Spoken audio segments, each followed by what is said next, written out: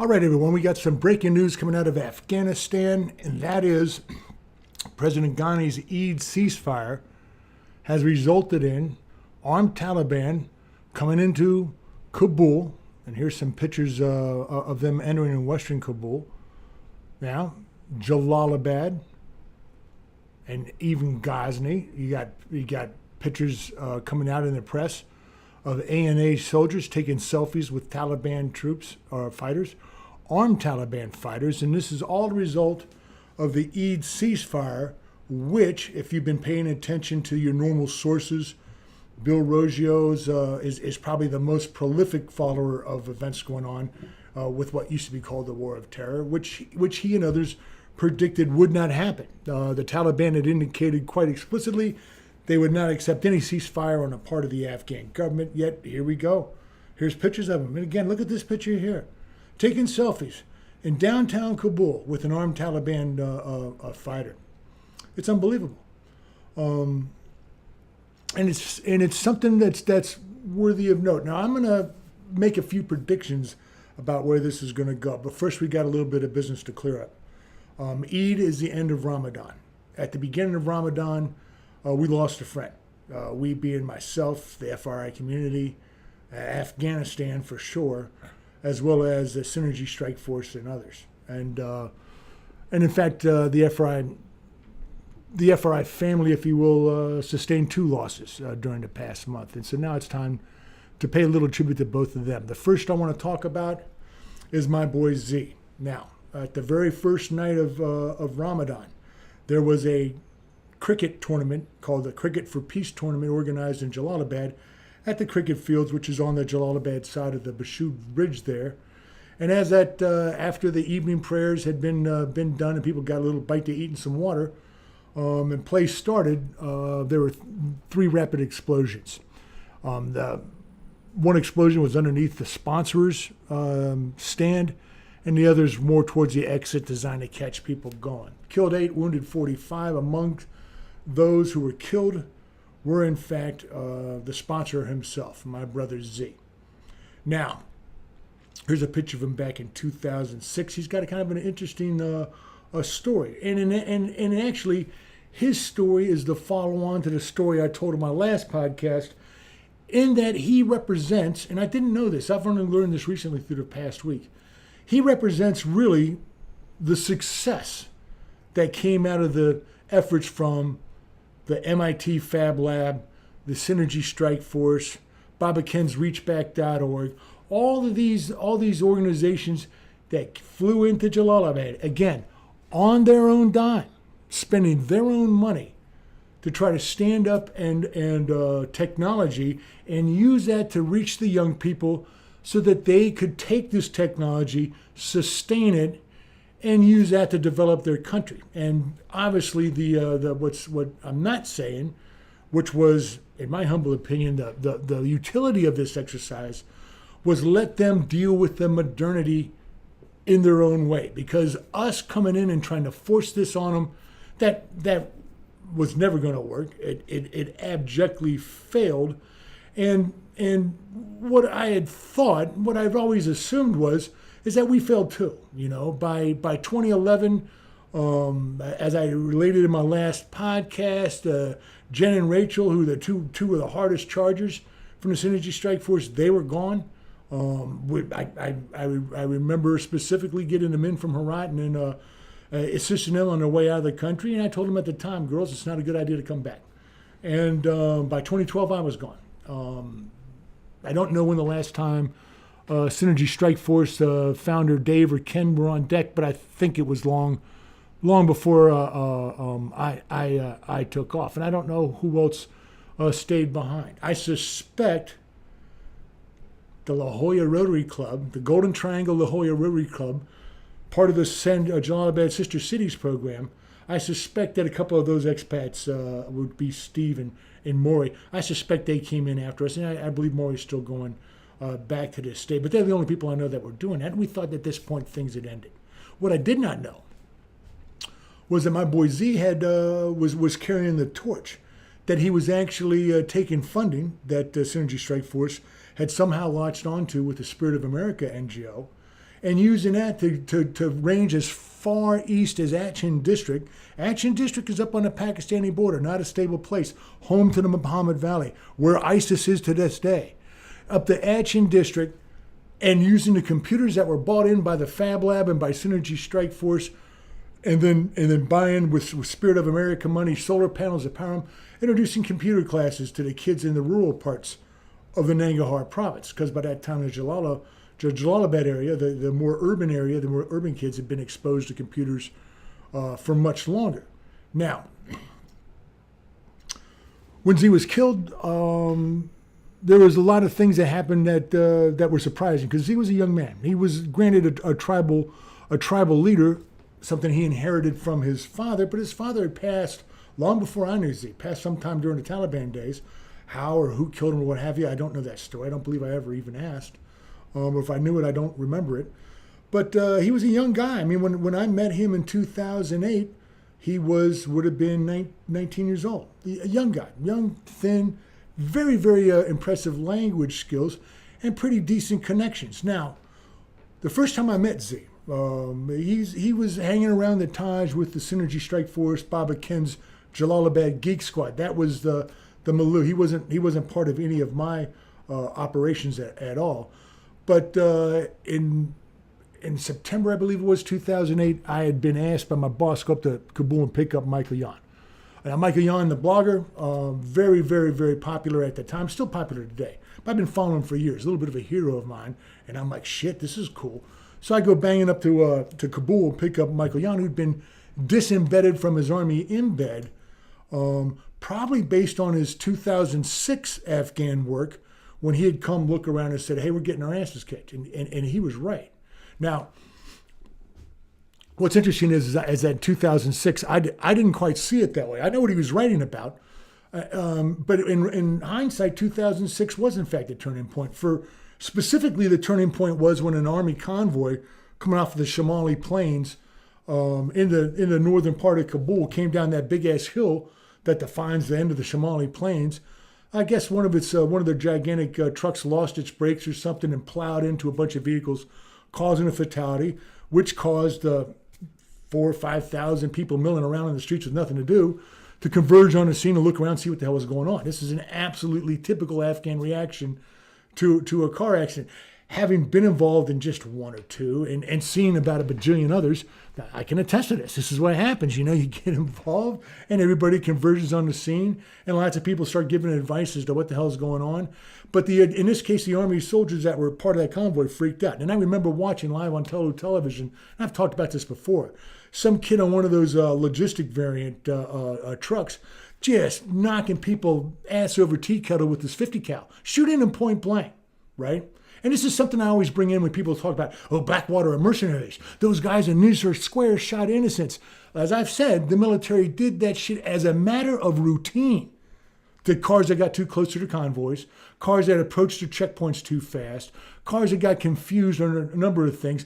I'll go in on one of these, my next podcast, on this Marine Corps, what the hell do they call those guys that are part of the special operations now? I guess they call them Raiders or something, but this outfit in Nangarhar province that got thrown out of the country after their bullshit concerning, we got attacked by an IED. No, they got hit by a car smuggling diesel. That's what happened with them. But I'll cover that at another time. I've written about this before. Now, what happened directly after that was a riot that came over and engulfed Kabul, causing us to go to emergency actions. This, again, is in the blog. It's back in there somewhere. Just write, Kabul riot. And I got a bunch of posts about those, causing us to get into local clothes and grab Japanese experts that were all over the place, because that's who I worked for, was JICA, and get them into a central location to ride out the storm. They shot one of my guards, an albino kid. And he says, every time they riot, I get shot. Everybody thinks I'm a Russian. The kid he didn't get it bad. He just took a chunk out of his leg. He was a real stand-up man about it. Funnier than hell, as a matter of fact. He's like, every friggin' time I get shot. This is bullshit. But at any rate, it was a bad deal, right? It caused and that was, in fact, when the attitude, at least in Kabul and in eastern parts of Afghanistan, started to decidedly shift against us. A lot of other things were happening, such as what Michael Yon had seen. But at any rate, be that as it may, Michael Yon came down, and as I was rolling through Sarobi, I pointed out to him a bunch of guys standing on the side of the road in tennis shoes and sort of military or camouflage looking vests on. I said, those are Taliban. They're down here on R&R, just getting fattened up, getting some chow and put a head back to mountains. He goes, what are you talking about? I said, those guys are Taliban. So how do you know? I said, look at the shoes. They're wearing tennis shoes, for Christ's sakes, right? Afghan males don't wear high-top tennis shoes. Those are children's footwear. They don't wear children's footwear. They don't wear tactical vests. They wear tailored vests. I got my ass chewed by Governor Barahowie once because I was running around in a damn tactical vest. And he's like, this is completely unbecoming. You need to get in a damn tailored vest. You look like a clown. I'm like, damn, Governor. All right, sorry, sir. And I modified my tactical wear accordingly. But yeah, that's Afghan males don't wear that. And that evening, I remember Jan coming down to the tiki bar where Shem and I were most likely to be found during a quiet evening. And he says, you guys are right. I said, right about what? He goes, the tennis shoe thing. I said, yeah, well, Michael, I've been here a couple of years. I know I kind of got a feel for this. And he said, do you think we could talk to some of the guys that ambushed the French last month down in the Uzman Valley outside of Srobi? So I called Z. In my memory, I thought Z was from the town of Srobi. Baba Ken tells me he's not. I'm wrong, that he was out of Jalalabad. But he sure as hell knew people down there. And so I asked Z if this could be set up. And yeah, he set it up. And so we go cruising off. And here's a picture of Shem and I in the car going down to Srobi, picked up Z and another facilitator, drove on out to a hilltop there, met with the Taliban guys. There's a picture of Z doing the interpreting for Michael with the Taliban guys, and Michael got a hell of a story. It was a hell of a story. The Road to Hell was the post. I started the Free Range blog concurrent with this. I mean, one of my first stories was talking about prepping to go on this particular mission, and I mean, I got a lot of reading. Now, shortly thereafter, Z was talked into doing this again for a Dutch journalist, a female, Joanna van Rijk is I'm probably pronouncing it wrong, was her name. So he set this up and went down. He did the whole armed expats with the reporter. It's probably never even occurred to her. She wouldn't have accepted our help if we had offered it, I'm sure, because it's they're kind of your liberal reporters don't believe in that stuff for some reason. That might be why they end up getting kidnapped all the damn time. But she got kidnapped. I don't know who Z introduced her to. I doubt it was the same guys we talked to. A lot of speculation that he wasn't introduced her to Taliban. He's introduced her to a criminal. Look, let me explain something to you. There's not a whole lot of difference. Not a whole lot of difference at all. A criminal gang that kidnaps people for money 1 month could be a Taliban auxiliary the next. A Taliban auxiliary that comes out of Pakistan and runs out of chow or something to do could end up kidnapping people and trying to raise some money that way. There is no central Taliban with one guy in charge dictating stuff to all the other Taliban. It doesn't work that way. There are guys down in Quetta who run a council out of there, a Taliban outfit out of there. There's guys up in Peshawar who work with other guys there. There's Taliban commanders in between who are not answering to either one of those people. And the Quetta and the Quetta Shura and the Peshawar Shura, that's what these are called, they're devices to funnel money and manpower into Taliban, and the big T Taliban, the commanders will go back and forth and live in Pakistan during the non-fighting season in the winter. But that's not all your Taliban. Taliban spring up all over the place. When I did the Lone Survivor podcast about that old Ahmad Shah, that guy wasn't sponsored by any Taliban. He was a criminal that decided he was going to fight the Americans and make a name for himself in order that maybe somebody in Peshawar would give him some money and he could become somebody. So at any rate, Z goes down there. He's promptly thrown in the basement with the reporter. 3 days later, he's kicked loose to go back to Kabul and come up with $2 million to get her ass out, or they're going to cut her head off. I think that she ended up being held for a month. Finally, they agreed to some ransom payment that was around 100,000 or so euros. I don't remember exactly. Might have been more. Where the money come from, I do not know. It did not come from the Dutch government. Probably from her co-workers and other journalists. I mean, who knows? But she was released, and upon release, confessed to the fact that she'd been mistreated. She'd been raped by this so-called Taliban commander. Most unusual, by the way, to mistreat your kidnapping hostages in this way. And she caught a lot of flack internationally because she said that she sort of saw his point. She sort of could see, she didn't hold it against him. She said that she thought the guy felt bad about it, which is weird, right? I mean, had she been kidnapped by a collection of contractors and put in a basement and raped by them for a month, I don't think she would have forgiven them, nor should she have. What they would have gotten from the other contractors, if not anybody else, would have been around in the head, because we don't tolerate that stuff, right? I mean, that's just not right. And around in the head is what this guy got too when SEAL Team 6 tracked him down, probably as a result of how they got the money to him. Who knows? But it's not like the Jasotov guys had a whole lot of human to go on anyway. But as a result of all this, Z got rolled up by the NDS. The NDS were convinced Z was part of this, that he had taken this foreigner down there, got her kidnapped, and he was going to get a big chunk of change when she got ransomed. So they threw his ass in the Huzgau and in Polocharki for a good 90 days. If I believe Joanne Van Rijk and her compatriots were amongst those that pensioned for his release. And those of us that know Z pretty well, there's not a chance that he was collaborating with some guys to make a cheap chunk of change for a kidnapping of a journalist. That wasn't what he's about, right? So he was, like I said, a tribal leader. Got out of Polocharki, looked like he just got out of Auschwitz. I mean, my God, he was so skinny. For you younger folks, that would be a Nazi PO or concentration camp where they put the Jews and the homosexuals and the gypsies and the other folks that they were wanting to exterminate and starved them to death. Just so I put that in context. Because I know that at least here in America, the younger generation, they don't know anything about history, which is a damn shame. So Z had to look a few strikes against him. Of course, not having a dad means that he wasn't introduced to the type of Westerners that could give him benefits from having business relationships. He gets stuck with us, the Synergy Strike Force, and there's no benefits to be made from them. You know, when they're going to go out to, let's say, the village of Little Berrybad and set up a well. And here's a picture of the kids, of the boys from Little Berrybad. That's my youngest daughter and son. It's Kaylee and Logan with them right there. Got to throw in a picture of them, so maybe they'll watch the damn podcast. You never know. Every view helps. But when you go to do that, normally you'd bring in your fixer, you'd set this stuff up, you give them a budget to work with, but $20 or so for the cement mixer. You got to get a pole truck, got to get cement mixer, got to get a handheld pump, you got to get all these things and you put it all together. Now you let the villagers do the work, and you would budget to pay them the money to do the work. They won't do it for free. I mean, they flat out won't. And it's trust me on this. It's just the way it is. You got to budget this stuff out. Well, the guy setting all this up is going to, he's got $15 for that'd be way too much. Excuse me. He'd get $10 for a bag of cement or $7 for a bag of cement, but he can get it for $3 or $5 or something like that. And so there's a benefit to be made, but the Synergy Strike Force doesn't work that way.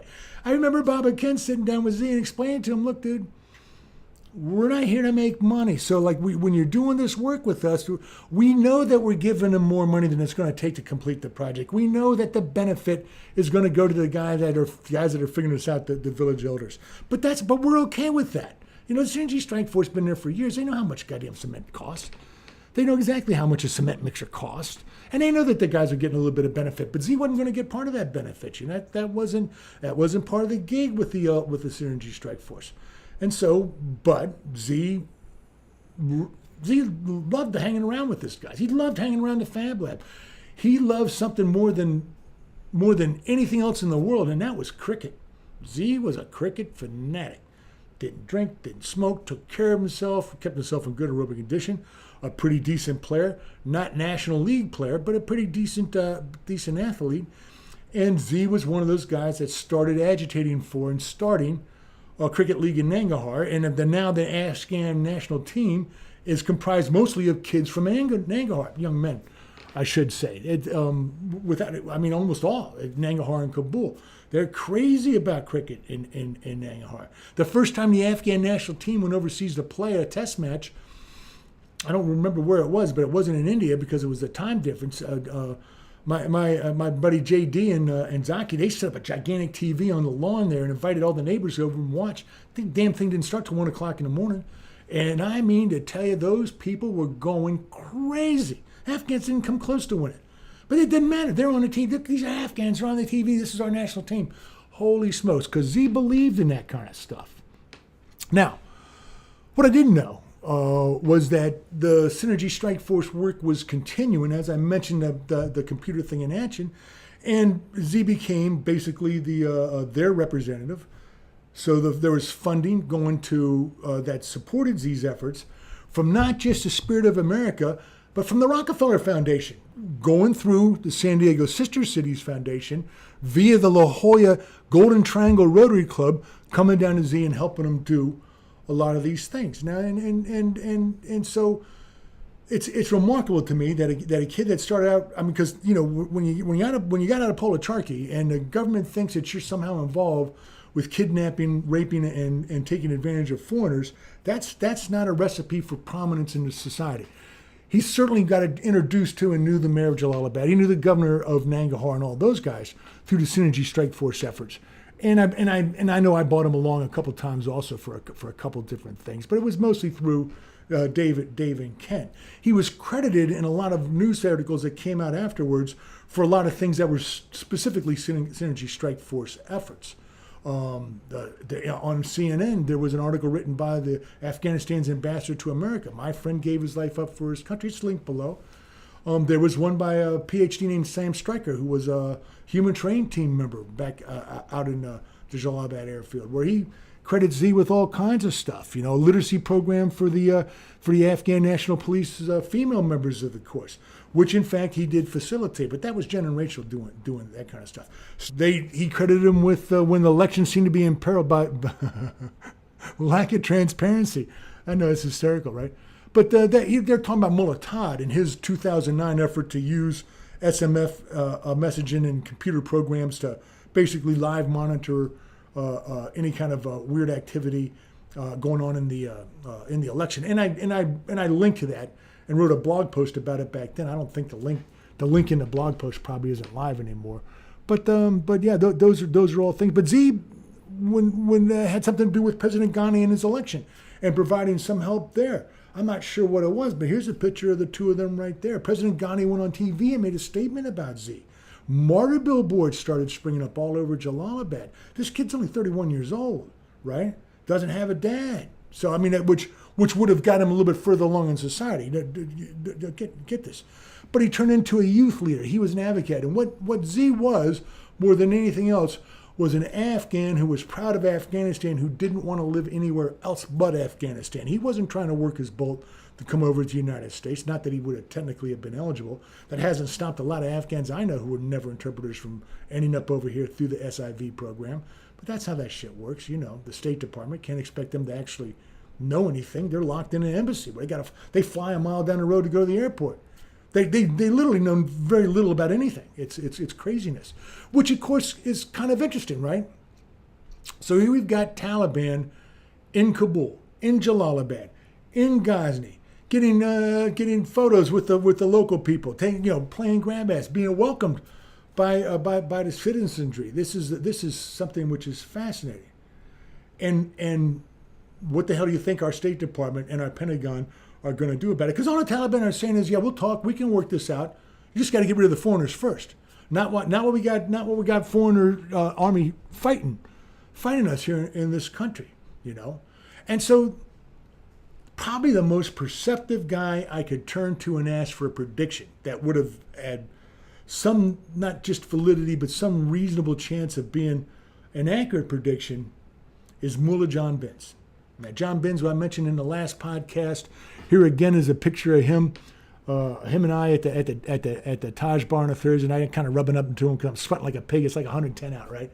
He hated that stuff, Now, Binns, as I just mentioned before, he's the one that got me going back to the gym, and because he could make you feel like an asshole for not coming by and picking up and taking him to the gym, and he could do that without ever once muttering an obscene word. He's like one of those British sergeant majors who can chew your butt like you couldn't believe, and not one cuss word. But you feel this big when you're done. I mean, it's an amazing feat. And Binns wasn't quite as animated as a British sergeant major. Matter of fact, he was very low key. He was a big, strong dude, but he always wore baggy clothes. You couldn't tell that he was all ripped up. I knew it once because I caught him in the shower once. And I caught crap about that. Right, plus I rubbed up against him a couple of times. Oh, he hated that stuff. But shortly after I got word of Z's death, I got a message from John McCulley, a Canadian friend of mine, another former Canadian soldier who'd been in the business for a while, and he says, "Hey, I need your phone number. I got some bad news." And I immediately coughed up my phone number and stood by for some bad news. I'm not sure what it was. We still got mutual friends who travel overseas a lot, and I was afraid it would be one of them. But he says, "Hey," he called John Jack. His friend's John Jack Binns. He goes, "Jack died in his sleep last night. Apparently a massive heart attack." Now, John Binns did not ever, not once in his life, smoke a cigarette. He didn't drink at all. Never had. Never. I mean, he might have maybe once or twice, but no, didn't drink. Worked out on a consistent basis, never overdoing it. All he really did since he returned from overseas, because after he did his Anso bit, he then went down to Lashkagar and started up the Southwest projects that I fell in on in 210 and 211. He started that. I went down to replace them, and after that he went back because Lashkagar, after that he had had enough. Quite frankly, after Lashkagar, I should have come home too. I'd had enough too. I didn't know it. But he's a little bit more perceptive than I am, right? But he came back to a nice, stable environment, had a loving wife. His wife was a physician. They had a child, finally, something they had tried to do repeatedly, I do believe. And I'm guessing here because John's not the kind of guy that's going to talk about that shit to you. What he'll tell you about is being a cop in Manitoba. What he'll tell you about is, like, he had these brothers, I guess you would call them what the Native Americans, indigenous peoples in Canada and whatnot. But he said he walked in on this one Friday, and these brothers were constantly getting arrested because they had alcohol issues. And he thought he had walked into a mass murder. Blood everywhere. Guys lying there covered in blood, and he thought, holy shit, they've massacred each other. But he couldn't figure out what. Turns out they beat each other in conscience with moose livers. How the hell can you hear about a story like that in the middle of friggin' Afghanistan, but from John Binns? It's one of those weird things. But John had a heart attack. Like I said, his wife was a physician. I've got to assume that she was on top of things. No risk factors whatsoever. He's only 10 days older than me, so he would have turned 60 in August, as I will. And it's what do you say to stuff like that? If there's a guy that I've ever known who was going to be at the age of 90, physically active, mentally sharp, it would have been John Binns, but it didn't happen. And so because I don't have John's wise counsel to evaluate this Taliban stuff, I want to leave you with a book review, which he was the last email I got from him, which is highlighting what I think is going to be a major problem in the future, and that is all these histories coming out for participants in Afghanistan, which are essentially not worth the paper they're written on, which are not only bad history, they're just a shade short of blatant lies. Now, I've read a bunch already. We've talked about one, Lone Survivor. That book does not remotely reflect reality at all. You just get Ed Dirac's book, Red Wing Whalers, Operation Red Wing Whalers, then you get the real story there. Not remotely the same story, right? But so we're gonna, in honor of John, read his very short email. Bear with me, please. Okay, Op Medusa, the furious battle that saved Afghanistan from the Taliban, by David Fraser and Brian Hannington, who I guess was a ghostwriter. And this is John's, that's the name of the book. Here's his email. In the summer of 2006, NATO took over from the U.S. in Kandahar and launched an attack on Panjwai district west of Kandahar city. The real aim of the operation was to show the Afghans on all three sides that NATO would fight. Since then, stories of mass Taliban getting ready to advance on Kandahar city have been dreamed up, but that is at best delusional.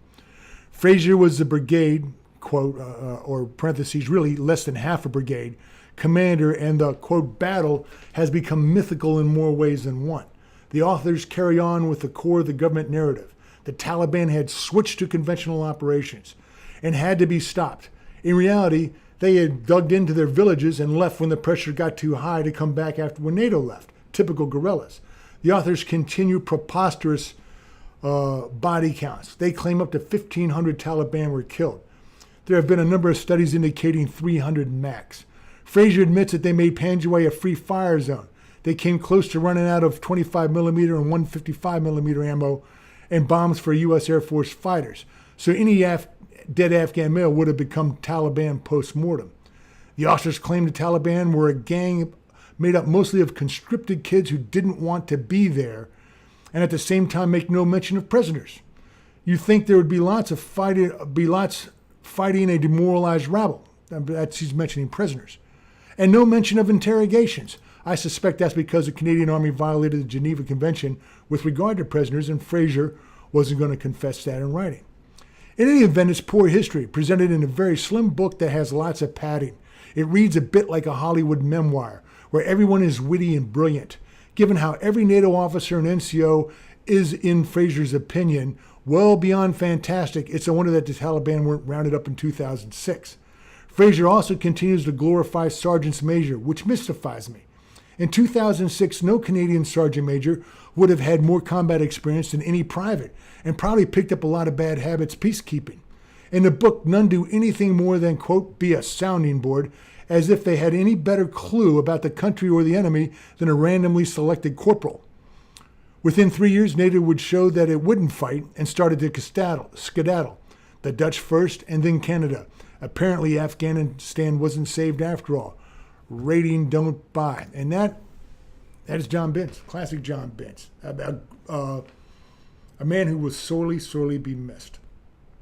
And so, what is to become of this of the Taliban mixing in with the people and whatnot? I don't know. What I do know is whatever it is that the State Department / Pentagon team, however they interpret this move, you can bet that the exact opposite is probably going to be true. Because the State Department guys, they don't know any. They're locked in a combat an embassy. They fly to the airport and fly back. They don't have an idea what's happening 1 block away from their embassy, let alone down in the western part of Kabul where these cats all showed up. I think this is a good deal. I also think that were we smart, we would start using this as a reason to say, hey, you know what? It's time for us to leave. Taliban are right. If they're going to come into town, if they're going to do a ceasefire, if they're going to be welcomed by the people, then let's let you guys figure this out. Let us extricate ourselves gracefully as best we can in sayonara, because they don't need us. They don't need us anymore. We've done nothing. But significantly retard their ability to heal that country and get back into some sense of normalcy. Because again, if you think how this ends is with the government of Kabul in complete and total control of all its sovereign territory, you are wrong. Beyond delusional. It's not how it ends. It's gonna end with some type of agreement as to how much control the government has and where, and how much control the other power centers in the country have. And that's how this ends.